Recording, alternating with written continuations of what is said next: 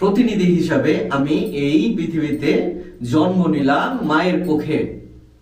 বাবার আর মায়ের মিলনের কারণে আমার বাবার ইসলামের মধ্যে দিয়ে আমি আমার মায়ের ডিম্বাণুশয়ের মধ্যে প্রবেশ করার পর রাসায়নিক ক্রিয়া, ওই যে এটাই হচ্ছে কিন্তু কঠিন একটা জিনিস, সৃষ্টিকর্তার নেয়ামত।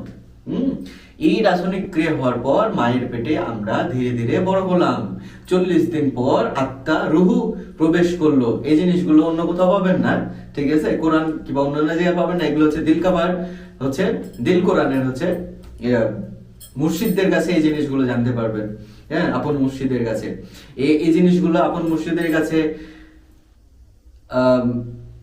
দেখা যাচ্ছে সম্মান করে, ভক্তি দিয়ে এবং তার কথা মতো চলে, তার বিভিন্ন জিনিসগুলো, তার মন জয় করার পর এই কথা